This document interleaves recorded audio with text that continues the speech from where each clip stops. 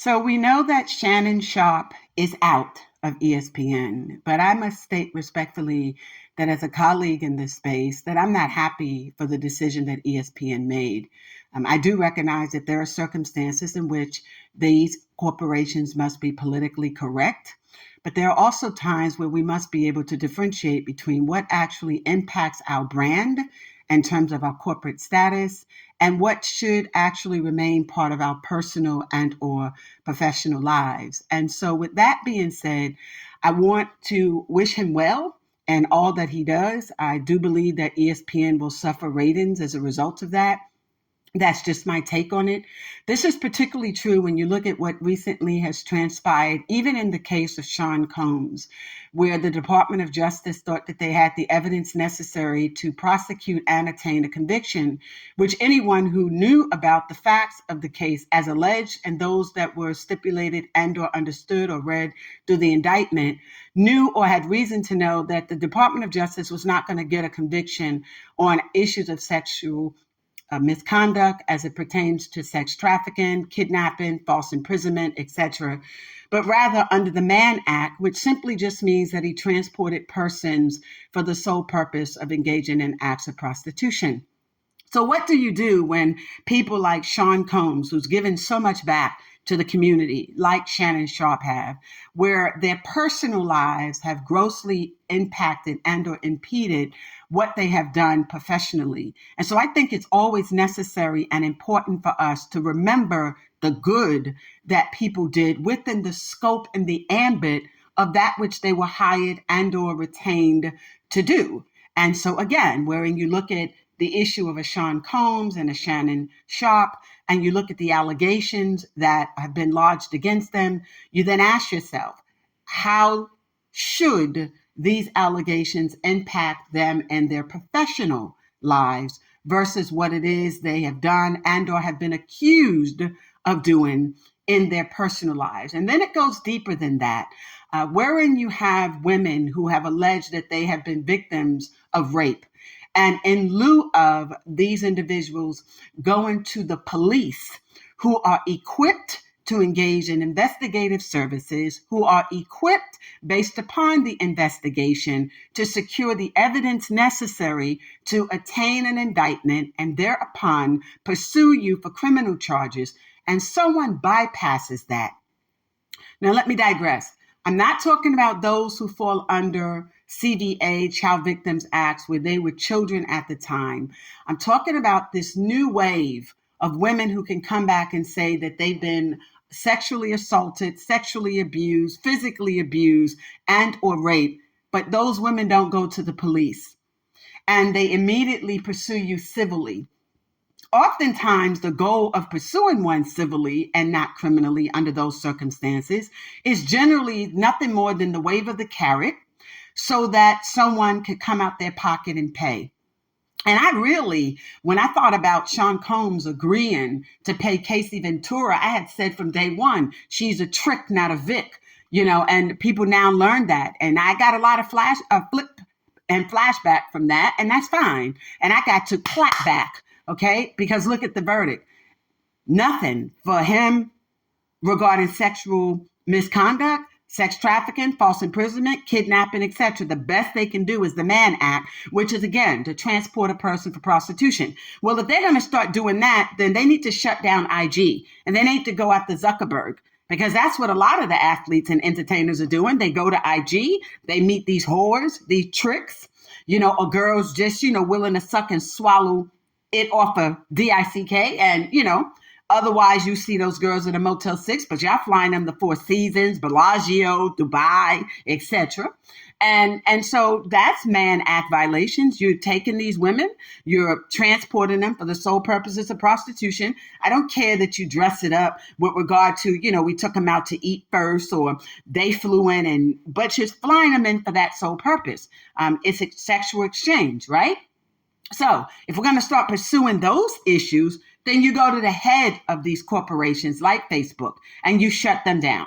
If you're going to go after people like Shannon Sharpe based on an accusation made by someone from OnlyFans, I mean, come on now, then I think ESPN could have thought a little deeper about that and with regard and respect to whether he suffered criminal prosecution from it. And to me, if he did not, that would have said to me, sitting either on the board of directors or in any corporate position, let's see what that looks like. Let's look at it through that lens. There was, I think it's Giddy, is the player in the NBA who was having a sexual relationship with a girl that was underage, but because her family permitted it, Commissioner Adam Silver didn't say much or anything about it.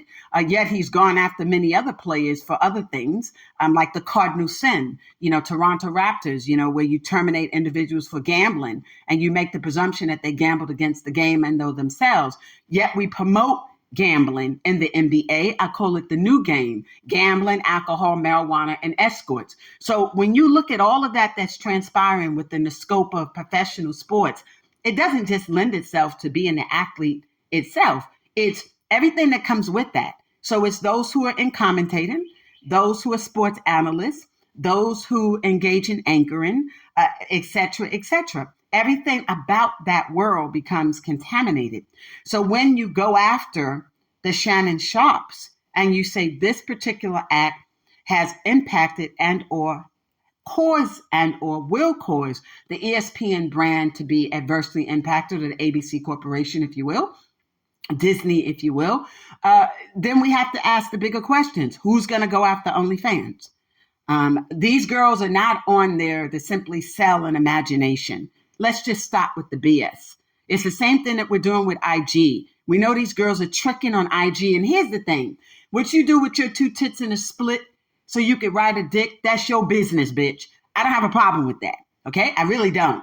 However, what I do have a problem with is when you all knowingly are setting a lot of individuals up for these one-on-ones. And I know a lot of you who have done this. And then ultimately you're hoping to get and or secure a bigger bag. And you pursue them under these allegations of, I said yes to oral. I'll give the brain or the head, right? Because your head games, I mean, of course, they're just insane, right?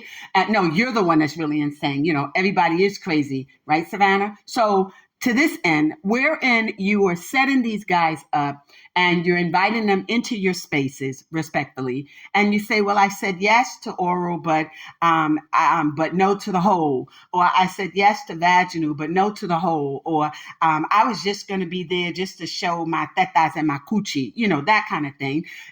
At what point do we really teach men no means no when you're talking about girls on IG and OnlyFans? Now, arguably, somebody might simply say no means no, regardless of the profession that these women are in. Well, arguably, I'm going to dispute that. And we saw that with the verdict in the Casey Ventura case, where there are juries that hear this evidence and they don't view it the same. But similarly situated to Shannon Sharpe and the Diddy situation is this. Corporate America immediately disassociated themselves from Sean Combs as soon as they knew he settled. An immediate separation as soon as he settled. So what does that mean to those who practice civil law? What would happen if we began to say to people like the Bill Cosbys, again, entered into a settlement, but was later prosecuted, the Sean Combs, who says, listen, you've filed this lawsuit. It is replete with false innuendos. It is replete with nothing more than misstatements of material fact, gross misstatements of material fact, misrepresentation of facts.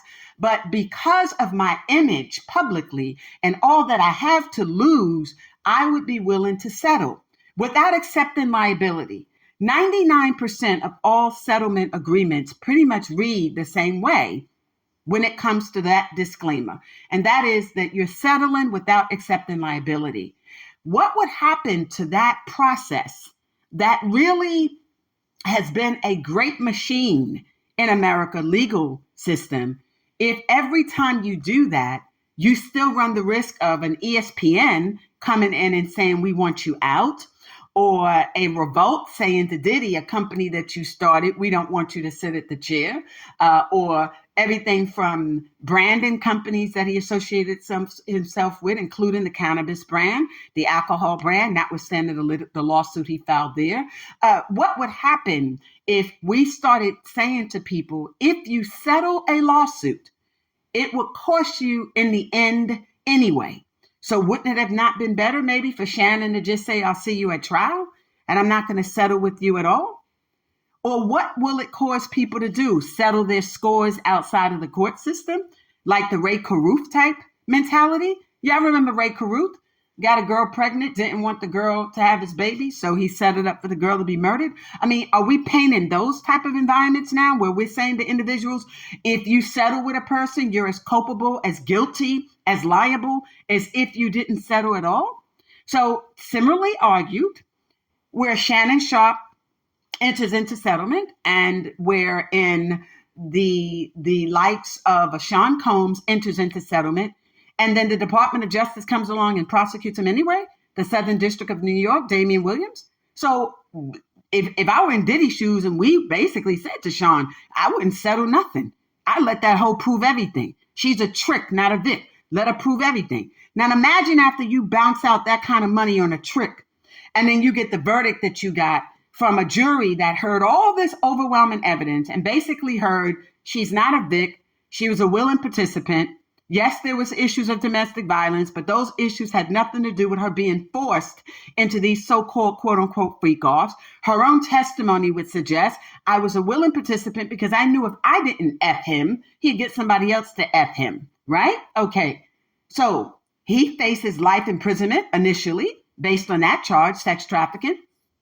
He would have probably got, up to life imprisonment for those because he had 2 accusations lodged against him, plus false imprisonment, plus kidnapping. So all those charges were either no prost once they heard and the case and the plaintiff, in this particular case, it would be the state or the feds arrested, meaning they got to the point where they presented their cases, they presented their witnesses, recognizing they didn't have sufficient evidence to present to a jury to get a conviction for false imprisonment and kidnapping.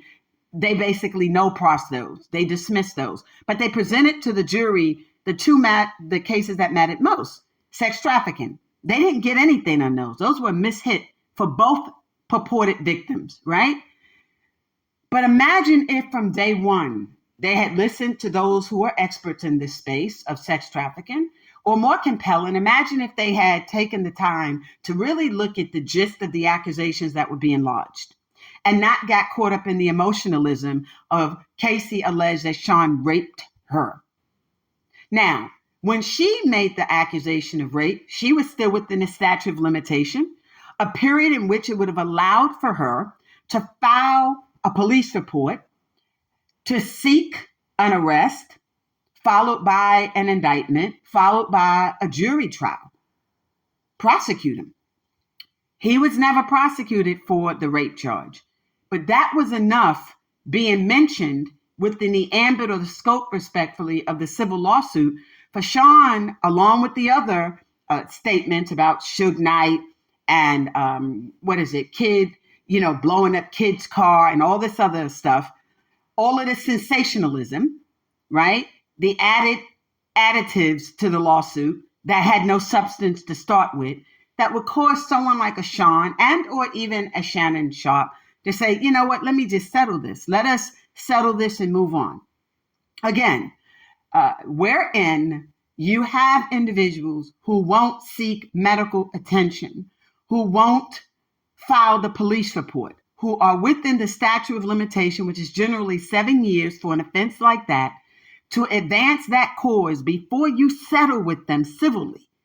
Because this is what's happening to you men. You're being stupid, for one. You don't have to buy sex, and you sure as hell don't have to take it. There's enough panani out here where if you guys go back to the old school, which was you met women, you got to know these women, and through knowing them, what you needed was provided for you. So you didn't need an OnlyFans and you didn't need an IG. I'm not talking about the history of prostitution. That's biblical, okay? That's Rahab and Tamar type. We're not talking about that.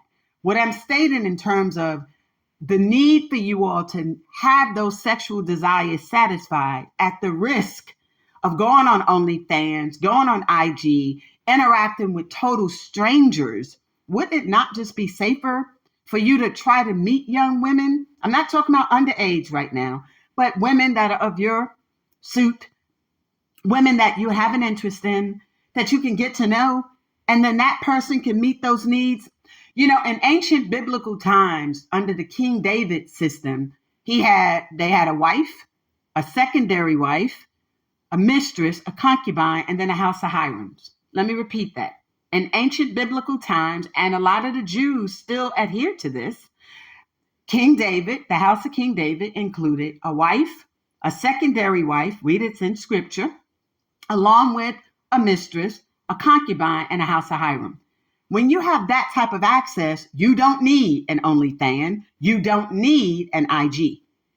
Okay? Orthodox Greeks have mistress, concubine, and then the wife.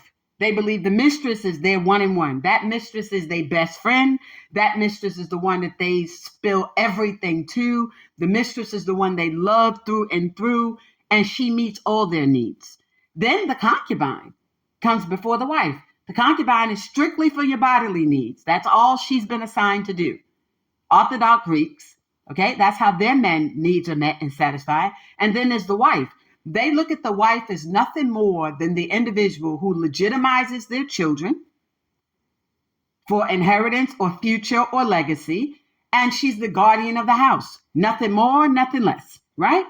So imagine if instead of you all using platforms like the IGs, the OnlyFans, and the T app that just got hacked, putting all y'all private information out there, also y'all could chase some butt, the whole, or get a suck. You know, DMX used to say back in the day, y'all run around to these strip clubs with the mindset, I got to get my suck. Like, really?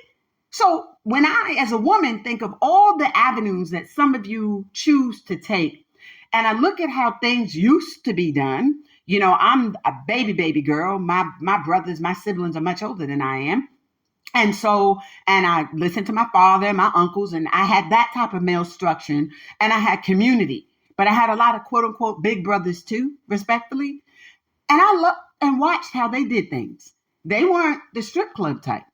And they had a wife. And I'm not talking about these sham marriages that you in the NBA and NFL have, where y'all just marry these women because they baby mamas, you know, and you don't want to pay the child support, or you stick it out with them till the last one is 18 or 21. I'm not talking about those type of marriages. I'm talking about these type of real marriages they have been in. Real marriages where boy meet girl, boy fall in love with girl falls in love with the man, the boy, and they decide we're going to spend the rest of our lives together. For your generation, this generation now, you know, and I'm throwing Shannon in that too for a reason. For all that is available for you all, there should never, ever, ever be, with all due respect, Shannon, there should just never be a circumstance where someone has to accuse you of taking it from them, accuse you of violating them, accuse you of raping them, especially in light of the fact that this girl was on OnlyFans, then or now. That type of mindset. When I look at careers like yours, I admire your career path. I admire what you did in the NFL. We admire what you brought to ESPN and even your club, right? Quite frankly, I didn't know whether you were homosexual or heterosexual, and that was just not my business. But I'm speaking now professionally in terms of what you brought to the sport. And to know that ESPN no longer will have you there as a viable asset, to me, it's more harm to ESPN than it is to you.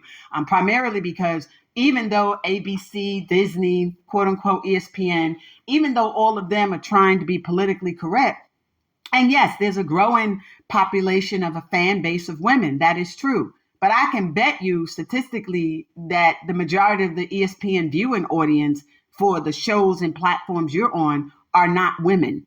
And so wherein they're trying so desperately to appeal to this female audience, it's the same thing I said with Revolt when they tried to make a move with Diddy, along with the school that Diddy founded in New York. Who are you all trying to appease? Mainstream America that don't buy into you anyway, that don't participate? Okay. So how many households in America are female-headed households who subscribe to ESPN? I don't know. I'm not about to say that, but I do know that statistically, there's a growing population, and it has been over the last 12 years for women in the NFL in terms of what clubs have been doing with regard to giving us a platform. We have Fannikins, a unique brand of women's sports fans. We play, do, go. Play the sport, go do sporting activities, or we go to sporting events. We're not only fans. We don't sell no tail. We're strictly about the game, and not game as in gambling, alcohol, marijuana, and escorts. We just love the game, the sport itself.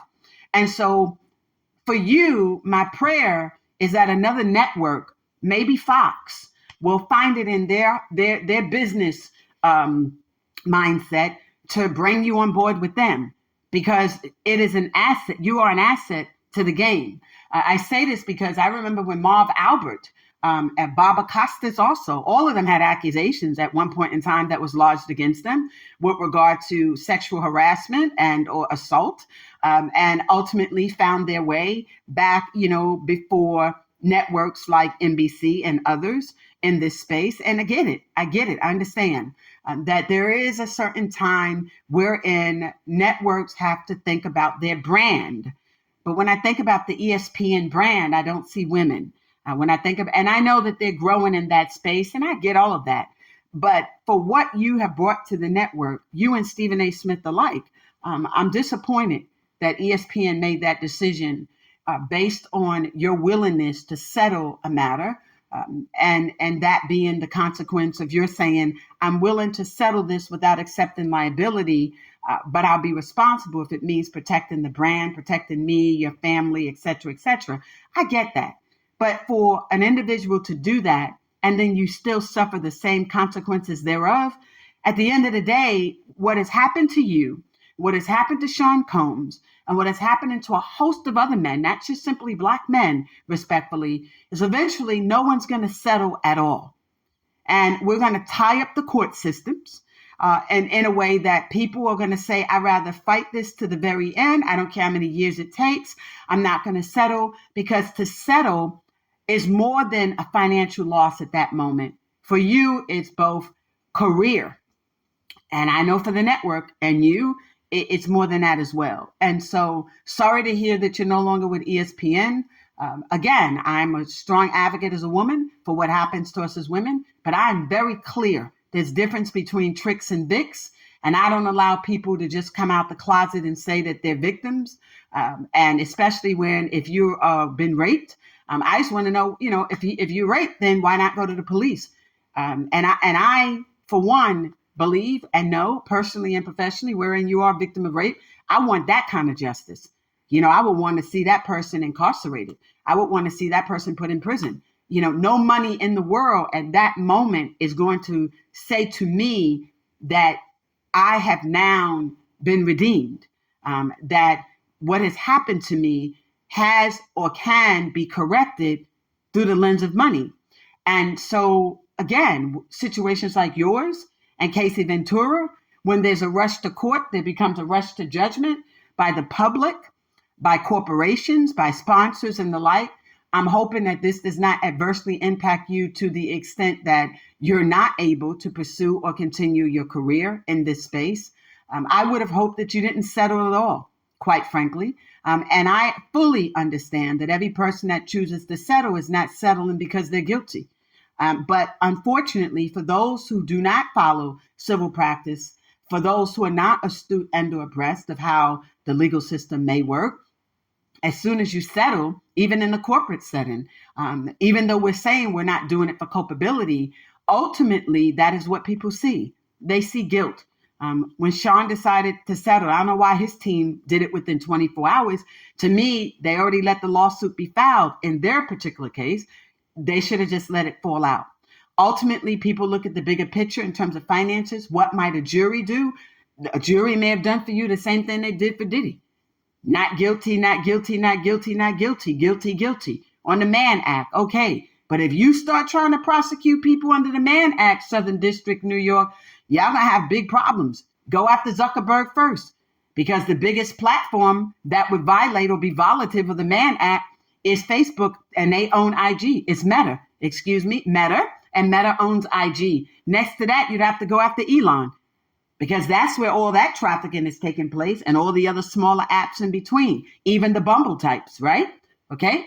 And I can say that because that's where a lot of them are meeting those girls too, for that sole purpose of transporting them for the purpose of having prostitution, sex in exchange for money, dinner, gifts, etc., etc. That's not a date. It's not dating apps. Let's just stop the nonsense.